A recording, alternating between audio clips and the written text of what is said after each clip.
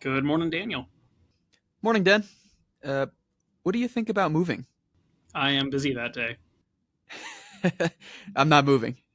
Oh, well, if you couldn't tell, I hate it. Well, it should be a lovely conversation then. This week, I want to talk about high versus low cost of living areas, renting versus buying, and then downsizing versus upsizing your home.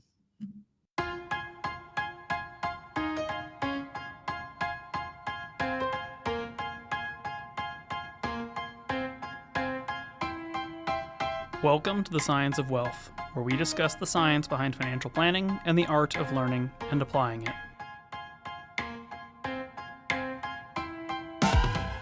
Okay, all things real estate today. Very practical, though, and I think probably 100% of the people in our audience have moved at some point, so I'm sure they'll empathize with my strong feelings on the subject. From my experience, I have learned moving is definitely not your favorite topic or thing to do.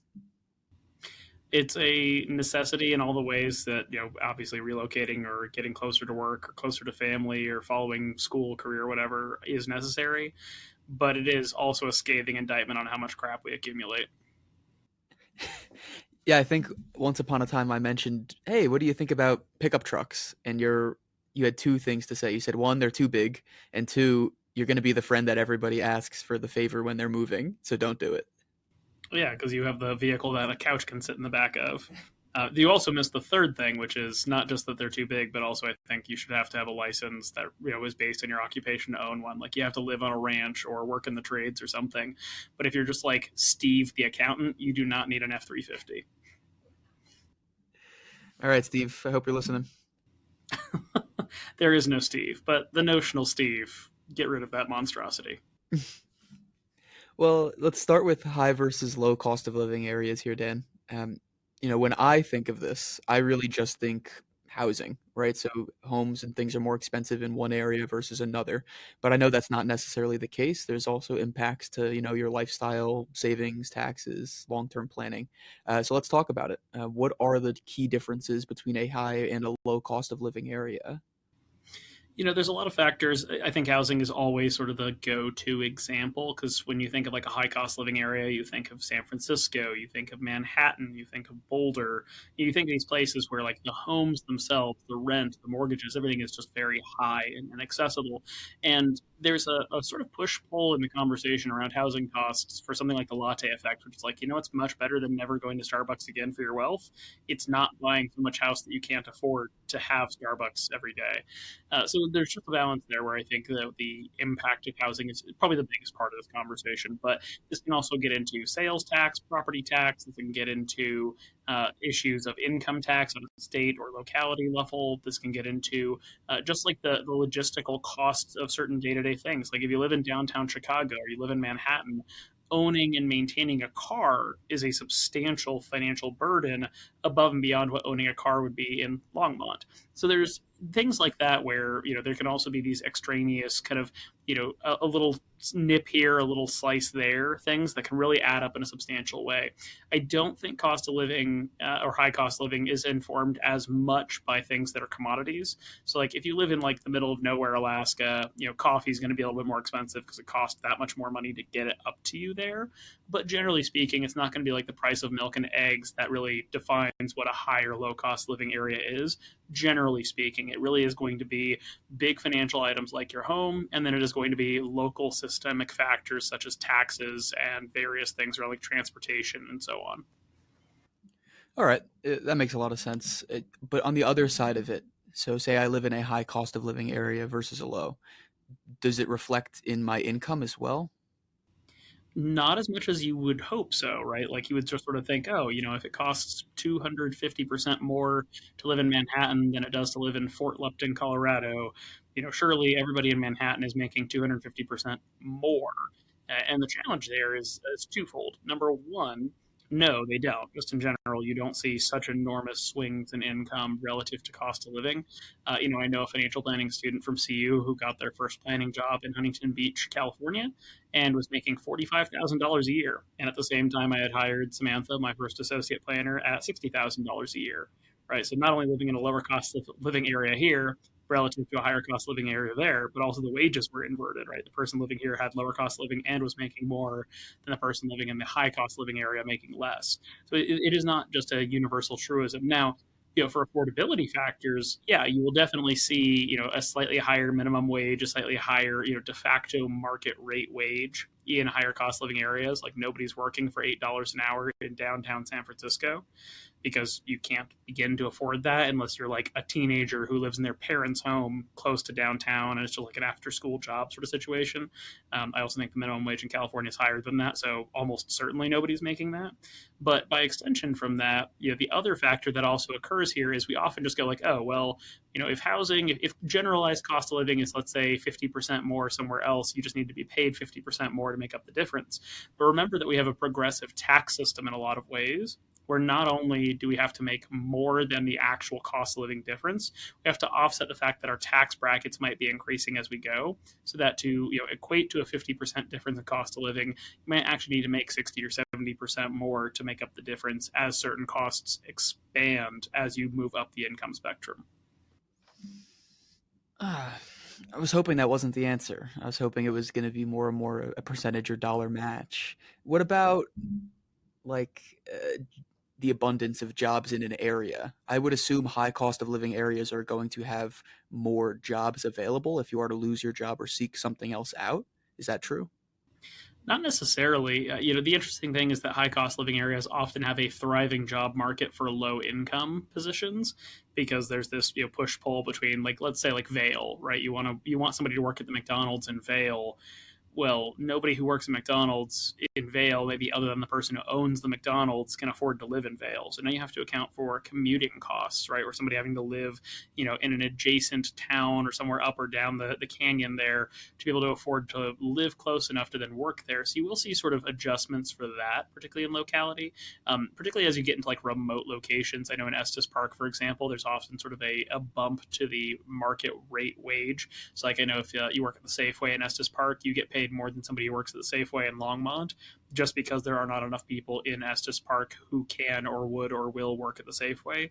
So they need to pay people extra to get them to come up from Longmont or from Loveland or from somewhere else to make that commute. So like there can be these little like de minimis adjustments to the local market conditions, but just generally speaking, the market is this equilibrium between being employers offering as little as they can to get people to do the job, and employees getting as much as they can to be willing to take the job, and the crossover between those 2 points.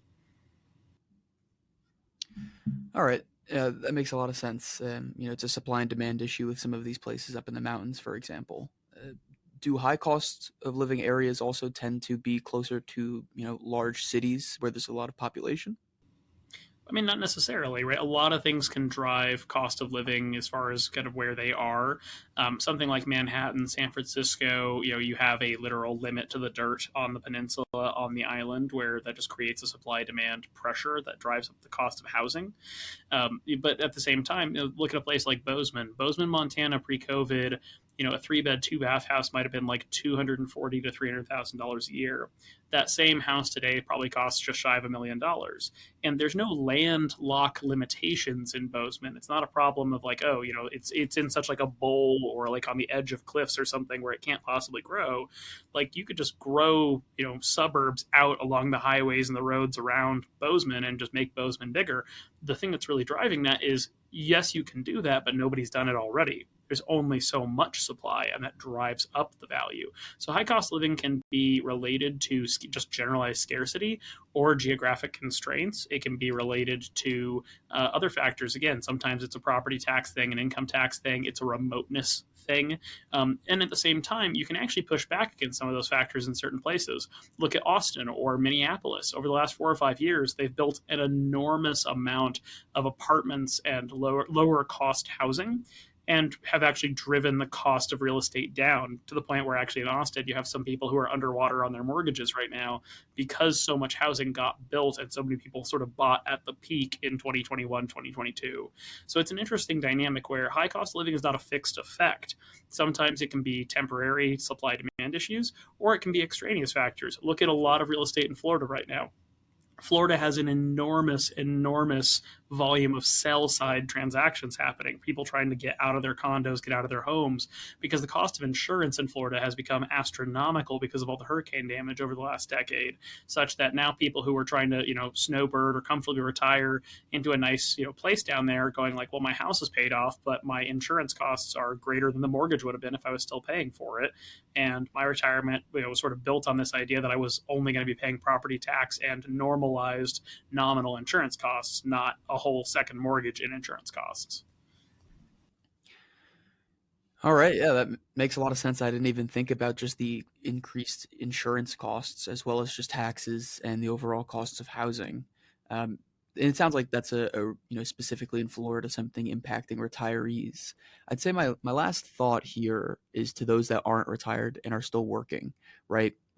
In today's day and age, working online is becoming more and more popular and more frequent for employees. That said, is there an opportunity, like from an arbitrage standpoint, where somebody has a headquarter or works or their paycheck comes from a high cost of living area, but they live in a low cost of living area, even if, like you said, it's not a dollar for dollar or percentage exact, it doesn't equate to a substantial difference in income?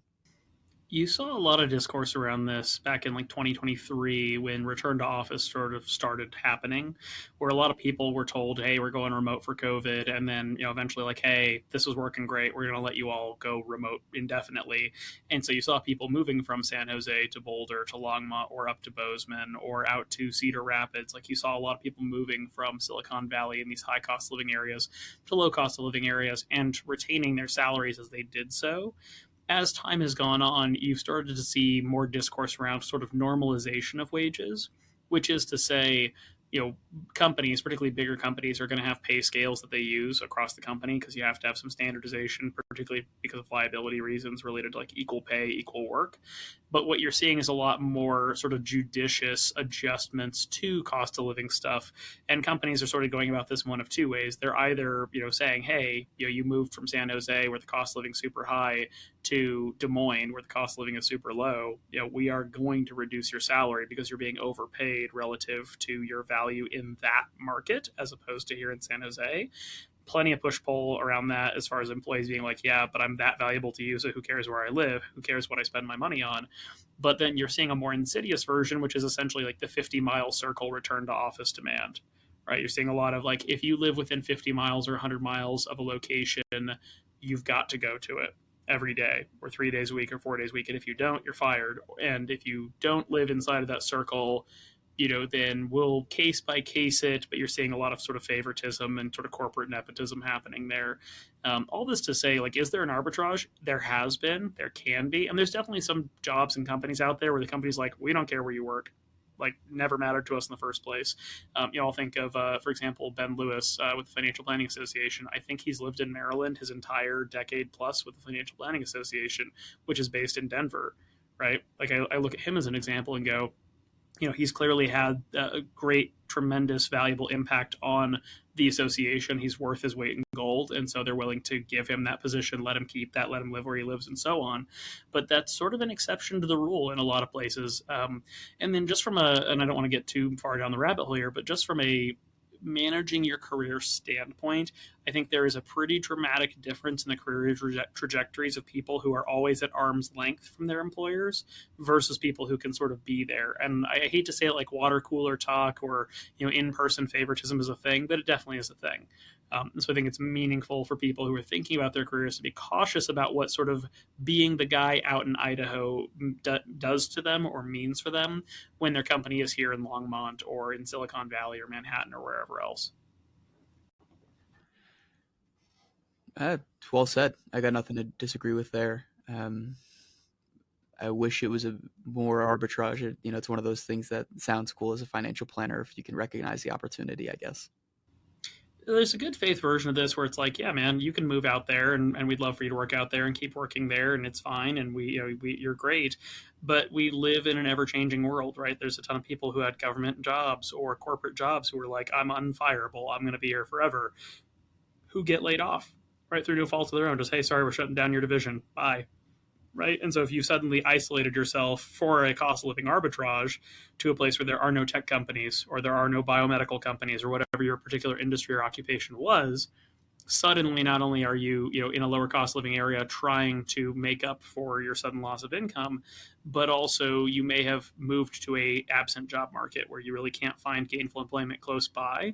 And even if a company is hiring remote from somewhere else, there's a company in Miami trying to hire developers or something like that, you may see that there's a bias against you because you are 3 time zones away on the West Coast or something like that, where they're like, like he's got the skill set we need or she's got the skill set we need, but there's somebody who lives 5 miles away who come into the office occasionally and they're in the same time zone and they have the same skills, so let's go with that person.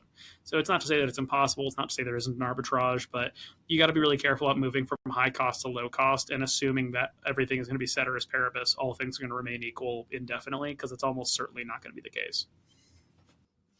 I'd say last question here, and it's a little bit more technical.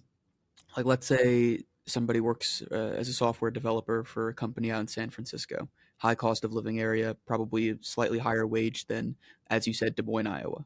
So let's say they move to Des Moines, Iowa, and their paycheck is still coming from this company in San Francisco. How does that work for taxes? Do they have to pay tax in San Francisco and in Des Moines? Some states are really persnickety about this. California, New York are sort of famous examples where they'll kind of chase you around a little bit. This gets into a really in-depth conversation about taxable nexus and whether you're really like your place of residence, your place of work is in that state or in that city versus where you actually live or work. I think if you move to Des Moines, you might find yourself paying California tax for a year or two after you move before California finally accepts that you don't really live there anymore. There are some issues where sometimes businesses sort of have to do a little bit of both. But generally speaking, where your permanent residence is, your permanent place of work is going to have a stronger impact on the taxes you pay than where your employer is located. Okay, not too bad. Well, let's transition a little bit, Dan. The age-old debate: to rent or to buy?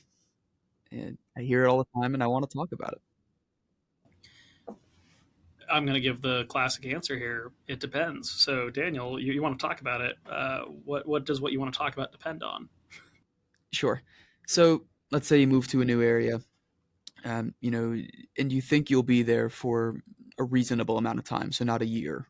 I think a lot of people struggle with that period because they look at renting and they see it as an expense, and you don't get anything besides a place to live for that expense. While on the other side, people will make the argument for putting down a payment on a house and saying, well, if I stay here long enough, I will reap the benefit of that asset, and I'm essentially buying something over time. Uh, how long does it take to even break even on a home, and when is it worth renting instead of buying? And what are some things people need to really be thinking about here? Because some people are all the way on one side saying renting is always better, you have the flexibility. Others say buying is always better, you get an asset. I don't think either is intrinsically better. And even to some extent, I think discussions about timeline are sort of overwrought. There are some fundamental sort of like, gravity exists kind of assumptions that go into this conversation quite often. The kind of assumptions on the you should buy real estate side tend to be that your property will appreciate. It tends to be that nothing catastrophic will happen to your home or your property. It tends to be that the appreciation on your property will be materially substantial enough to make any transactional costs a moot point given enough time for appreciation. And it tends to be that if you decide you're not going to sell your real estate, but you're going to start doing rentals, but you're going to buy a place and then move and leave it behind and rent, that the rental side of the equation will also not really suffer from issues like vagrancy, or vacancy, excuse me, not vagrancy, or issues of a bad tenant who destroys the place or has pets that cause damage, or nobody ever opens a meth lab in your rental, like all the things that could possibly go wrong. That tends to be sort of on the side of the you should buy argument when it comes to like why that's always better. On the rent side, the argument tends to just sort of be a quality of life thing, like, hey, if you rent, you're not responsible for X, Y, and Z. You don't have to replace the water heater, the air filter in the furnace. You don't have to patch the roof, deal with the insurance claims, blah, blah, blah, blah, blah. You are paying for all those things. Like, it's not a charity, but functionally, there can be an arbitrage in certain renting situations where the property has been owned for so long that the people leasing it out can essentially lease it below the cost of market rate purchased housing, right? Like you can rent a house for $2,000 that today would cost you $4,000 a month in mortgage to buy because they bought it 20 years ago and it's really well paid down and so on and so forth. But the other factors that often go into the rent thing, and I think this is the most dangerous thing, is that there's always sort of this assumption that the costs are not going to get out of control. But the world and life are full of horror stories of people, going from $1,500 a month rent to $3,000 a month rent year over year because somebody else bought the building or private equity came in or there was a big hail insurance claim and the whole roof and the whole complex had to get replaced and now the company's out $250,000. They're trying to make up that difference. Like there's all sorts of horror stories about that. So I don't think there's a universal you should rent or you should buy. I think it is a depends question. And in that context of it depends, it really becomes a question of what matters most to you. I want to stick on the buy for a second as opposed to rent. One of the things you said was that people make the assumption that the property appreciates over time. Is that true? Does it appreciate at a rate that is actually considerable relative to other ways you could quote unquote build wealth? Not really. In micro localized ways, it does. Like there are reports from the Department of Housing and Urban Development every year that come out and essentially show like how much appreciation happened in every major metro market in every state, how much depreciation occurred, right? And it'll say, every single year the report has a different spectrum of like the states that got more expensive to the least expensive, right? And it's not the same states year over year every single year, or the same cities every year, year over year. Again, look at the reference to Austin earlier. In the city of Austin, they built so much housing over the last couple of years that houses are going down in value because the market is so competitive. They're saturated with supply and not enough demand, despite the thought that, like, oh, everybody's moving from California to Texas. Like, those sorts of things, ended up being overdone to the point where people are actually losing money on their homes. Now they're going to lose their money on their homes forever. I think it's doubtful, but I think there's also a very fair observation around, for example, the boomer traditionalist generations, which is, they've been in their homes for a really long time in a lot of cases, and there's a mortality curve here where Gen X is smaller than the boomers, generally speaking. Millennials are kind of on the smaller side as well. And so there could be a scenario where 5, 10, 15 years out, real estate suddenly is very flat or a little bit negative for a while, just because there's suddenly this oversaturation of supply as these generations, through no fault of their own, start to hit their actuarial life expectancy. So I think in that particular sense, does it always go up? Absolutely not.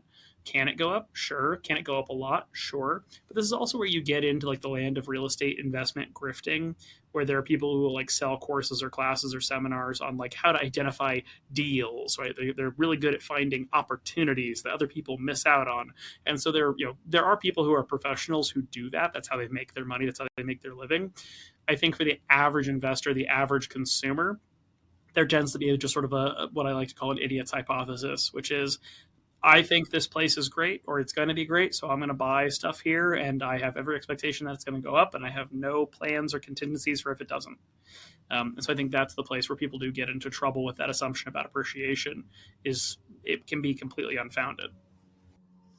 I think another important assumption here too is not just the appreciation, but it's also just expectations for living there, right? So it's not uncommon to hear about people who buy a home and then 2 to 3 years from there they get laid off and they want to move. I'd assume in that situation, even if a property does appreciate, they're not breaking even, right? Well, no, I mean that's the trick, right? If we purchase into the property and we just live there and we are able to sell it for value, we are going to have paid a bunch of interest on mortgage. We're going to have paid property taxes, upkeep costs, and nobody ever moves into a house and is just like, this house is perfect on day one. Everybody, like 3 to 6 months in, is like, I want to tinker. I want to paint this. I want to tweak that. I want to add something to the yard or the garden. Or it's the first spring in this home. We should try to do a garden. We should do flower beds and whatnot. So like, you're going to sink a bunch of money into tinkering, updates, or hobby type things that you probably wouldn't if you didn't own it. So the break-even equation is often a lot more brutal than you'd think it is. I think a really great calculator on this is from Honest Math.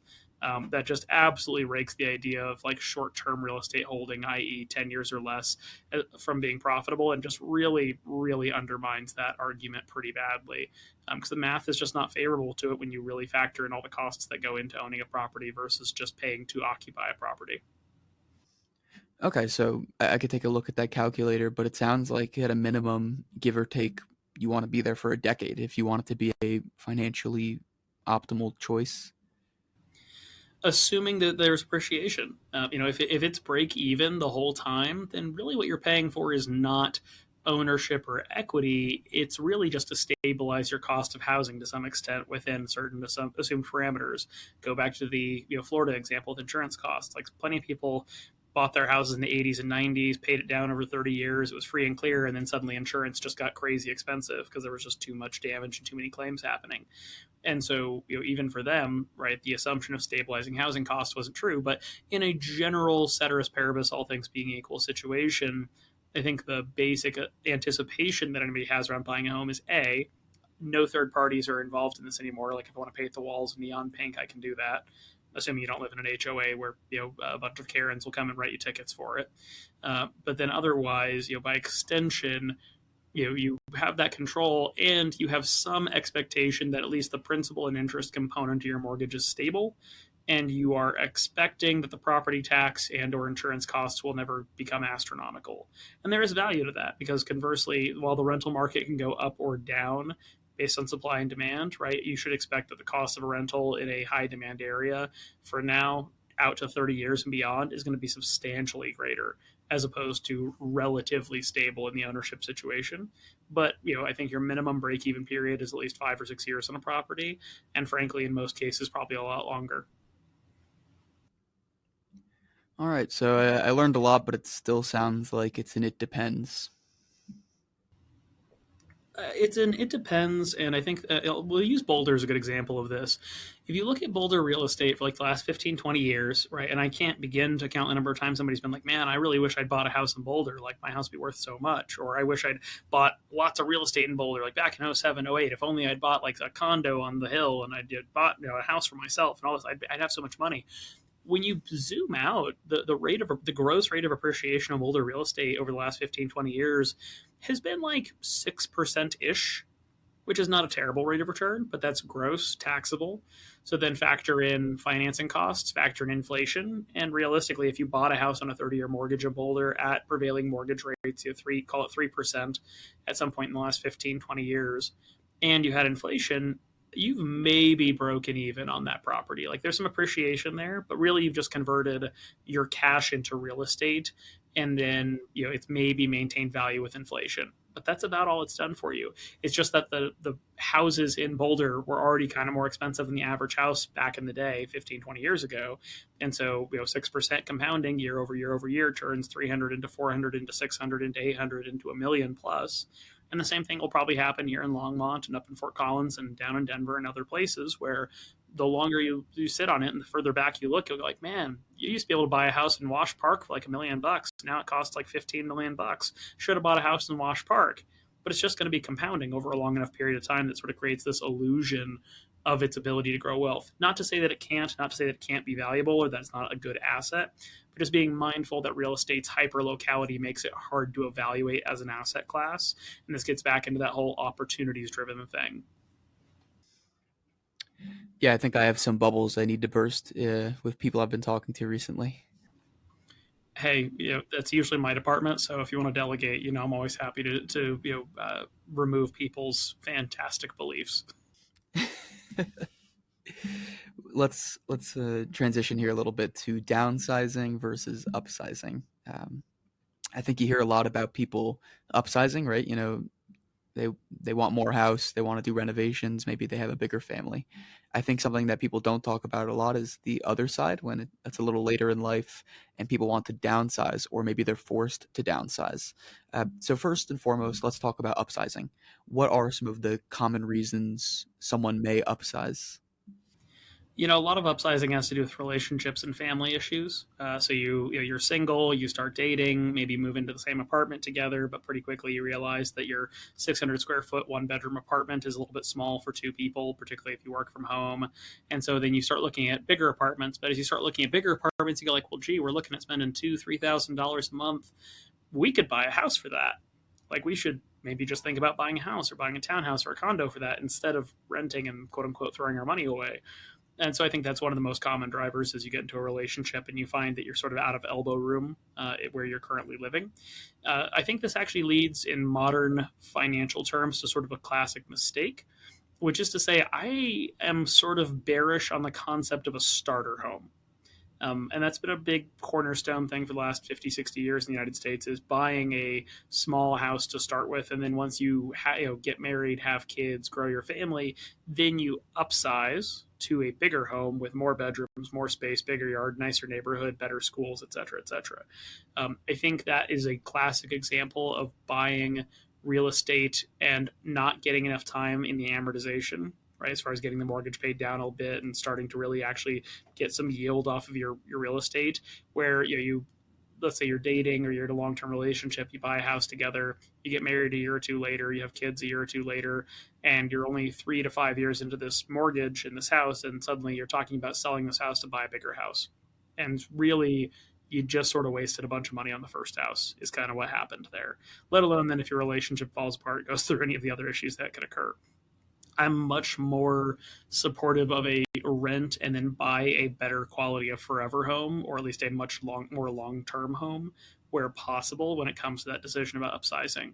I think iteratively scaling up your real estate is an opportunity to pay a lot of commissions and transactional costs and pay a lot of interest in mortgages versus just getting that much bigger of a down payment saved up, renting below, your potential affordability, right? And taking that delta and just applying that towards a better long-term home when you're ready to make that decision. Okay, so if somebody came to you as a client and they said, "Hey, we're early 30s, looking to purchase a home. We'd like to buy something, that's comfortable for the two, maybe three of us if they have a child, stay there for half a decade, and then upsize into a larger home, and or we'll just wait longer, build up a larger nest egg, and then use that for a bigger home a little bit later down the line." It sounds like you'd recommend the latter more often than not. I would, on the assumption, because this all has to do with assumptions, that you are able to accumulate aggressively in that time period. Like if you're saving $200 towards a new home every month, it's not going to be adequate. The real estate market is likely to appreciate in such a way that you can never play catch up with that. So that doesn't work. But if you're saving three, four, five, $6,000 a month towards that, where at the end of the year you're going to have $50,000 to $100,000 saved up, and if you keep doing that for 2, 3, 4 years, you're going to have a couple $100,000 saved up. Then I think that's a really effective strategy, right? Like I could look at somebody like you, Daniel, and say, you and Olivia might be very serious and have a long term vision for yourselves and think, right, we're going places, and I want to put down roots and buy, sooner than later and so on. But you don't know where her career is going to take her necessarily. You may not be certain about whether you want to be in Colorado long term. You may or may not have had a kids conversation. That's outside the scope of our conversation here. But if you said today, Dan, I think I'm going to buy a house, I'd be like, that's awesome. I'm very excited for you. But have you thought about all those various things? I'd be concerned about buying a house that you're not going to be able to retain long term, but it's not going to be a good fit for you long term unless you've really ironed out those details. Whereas I can look at somebody like Emily and say she's pretty darn set on staying here in this area and being here. And so if she says, I want to buy a condo, a townhouse, a small house, I'd be like, okay, I think that probably makes more sense in your situation because you want to own real estate sooner than later, regardless of your relationship, family, etc. situation. So this is where we get back into the it depends factor, right? You ask, if it's this situation, you sounds like you go more for the wait for the forever home. Yes, but in your case, I'd certainly be waiting closer to the forever home. I think it probably doesn't make sense for you and Olivia to buy something until you're A, married, and B, she's in her career, just because then you have a much better idea of what is really going to be feasible and affordable and so on. But for somebody in Emily's situation, I think it probably makes sense for her to buy a home sooner than later as long as the monthly costs are affordable to her. So that's where the it depends really plays into it.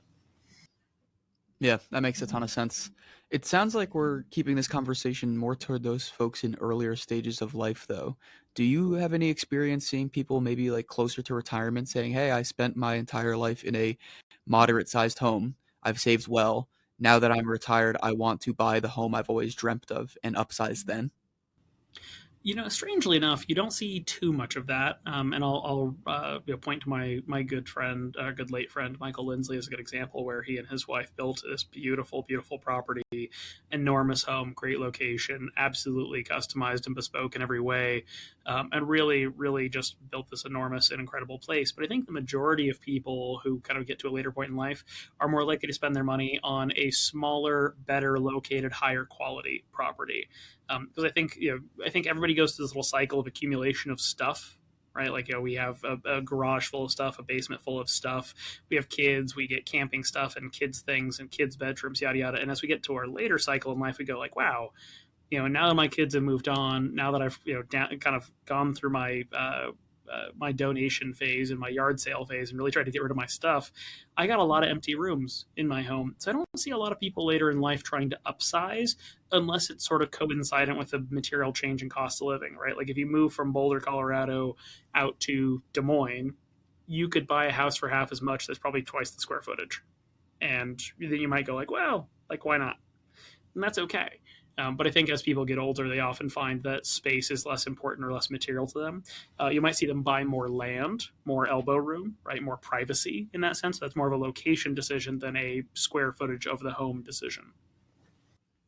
Okay, so sounds like later in life then we might value less quote unquote things. So is this when people tend to downsize?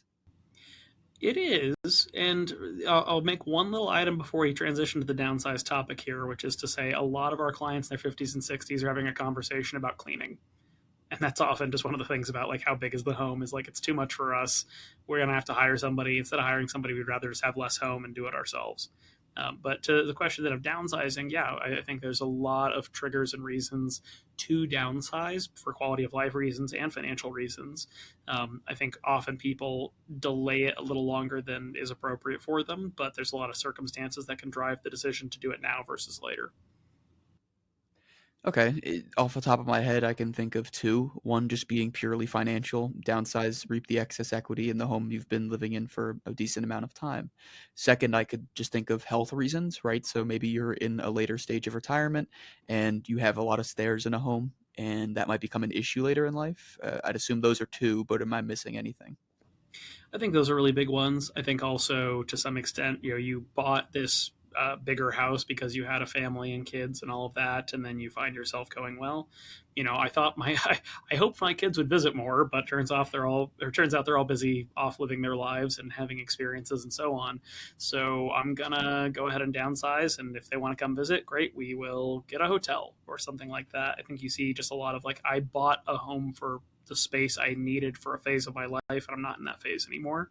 The reaping of equity is a really interesting one, particularly because right now we sort of see not quite the inverse, but we see interest rates driving a lot of this. For folks who want to downsize, what they're seeing is two problems. Even if their home is paid off, a lot of them are seeing like, oh, but I can really only sell my house and then move to a house that is smaller but equally valued, right? Like moving from place to place in Longmont. I think a lot of people are surprised at how expensive a smaller home has gotten relative to the value of a bigger home.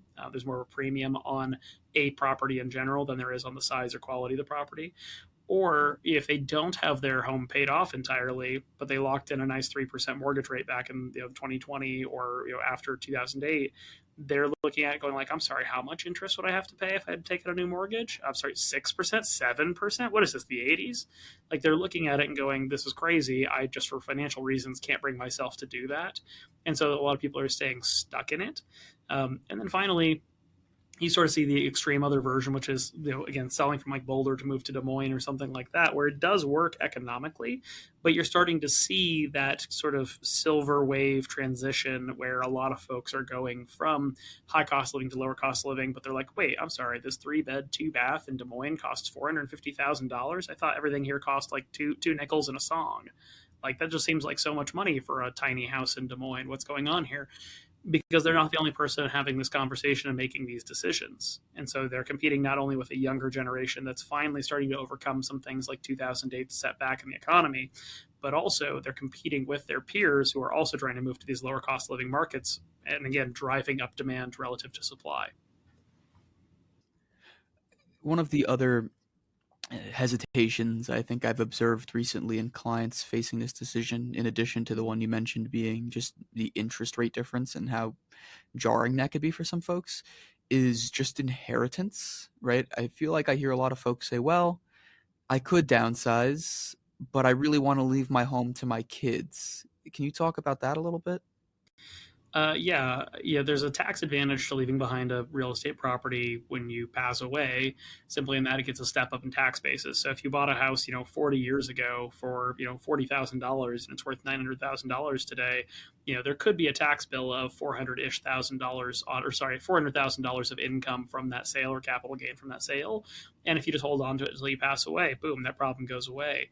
I think the bigger issue often becomes that a property is a very non fungible thing, and so bring in the family dynamics, right? Is it one child is inheriting it? Probably not a problem. Is it two? Maybe not a problem. Did one of them live in it? Did one of them help you as you were aging and come over to the house, 3 days a week to help you with stuff? And maybe they feel a little bit more attached and entitled to the property. Were you letting one of your kids live with you for free or at a discounted rate at some point? And so they're still living there when you pass away, and they're going, well, hold on, this is my house. I live here. Yeah, I don't want to share this with my siblings, or worse, right? You've got one sibling who really wants to sell, one who wants to rent it out, one who wants to just keep it as the family house because they have all their memories there. There's a lot of emotional, logistical burdens that can come to leaving tangible real estate to your family. Not a bad asset to leave behind. Again, very valuable asset. But also, I mean, just to take the dollar figures here for a second, just world of fungible figures for a second. If you can leave $1 million real estate property or $1 million to your kids, spoilers, the dollars are better. There's no transaction costs. There's less to argue about. It's highly fungible. But if you're leaving this property, you might have a lot of emotional significance in it. But I'll tell you, most clients we deal with who inherit property from their parents, the first thing they do is just sell it, unless there's a complex family dynamic going into it. In my family, one of my ancestors passed away and left their home to their three kids, and one of them still lives in it to this day, and the other two keep having to pay the property tax bill because the other one doesn't work enough to actually pay the bills. But they're all joint owners, so it'll get foreclosed on for all of them and taken by the state, or otherwise have a tax lien placed on it if the two who aren't living in it don't chip in to help make it financially possible. So it's just this complicated thing where good intentions can go awry here because we often put a lot of emotional significance on our home. But if we're being honest, as my favorite family law attorney likes to put it, it's just a box we keep our stuff in and sleep in. And I think we often overweight the value of that property as an asset to leave to our family. I'd say the last point I want to add there is while it is just a box, sometimes this box has stairs and challenges that might be difficult for elderly people.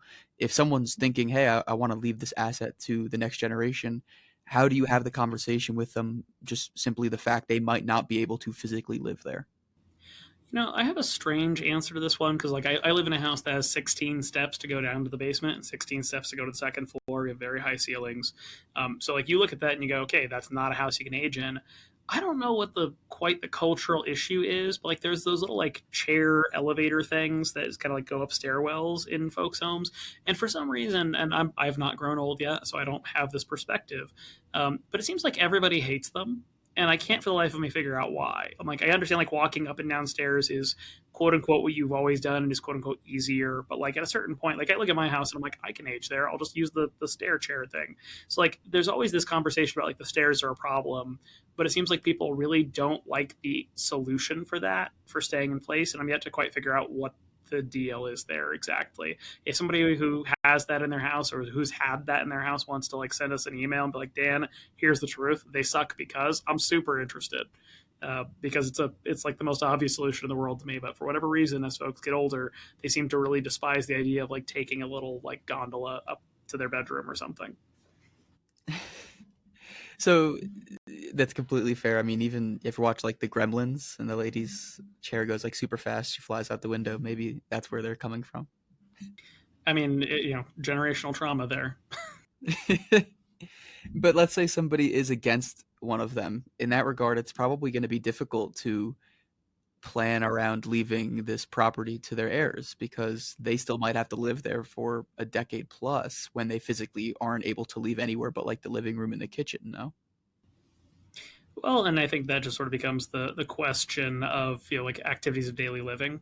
I think a situation that we often see here is less to do with the real estate and more to do with a failure to plan around long term care needs. Right? Hey, Dad, you're getting up there in years. You really shouldn't be walking around the house. It's kind of dangerous. You really need to kind of use the walker, use the cane.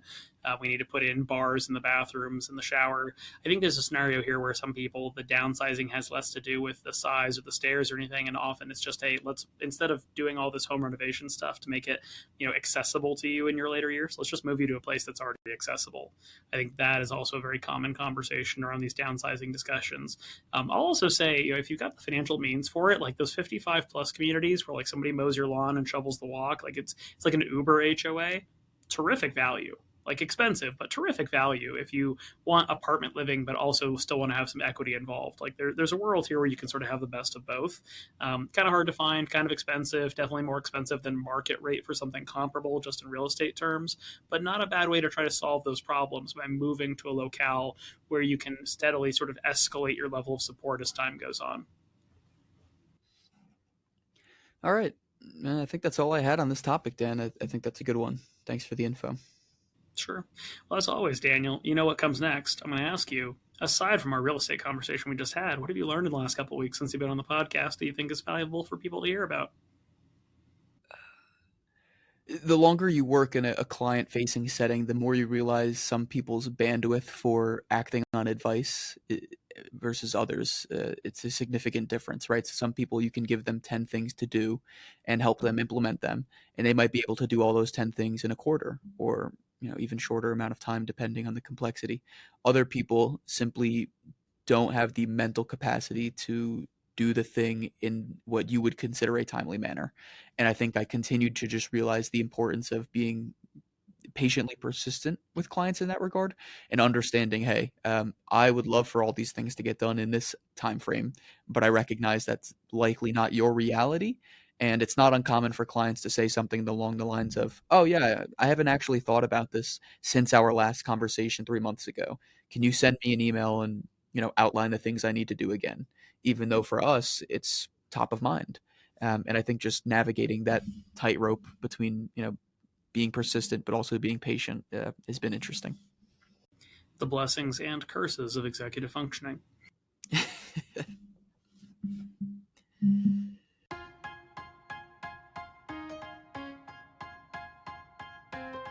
The Science of Wealth is produced by My Wealth Planners, a registered investment advisor in Colorado. The theme song is This Is Your Time by Dan Phillips. The podcast is intended for educational purposes only and is not investment advice or any other form of advice. Not all material discussed on the podcast is appropriate for every individual in every circumstance, so you should consult with a certified financial planner, tax professional, or legal professional as appropriate before attempting to apply any of the subjects, strategies, or tactics discussed on the podcast.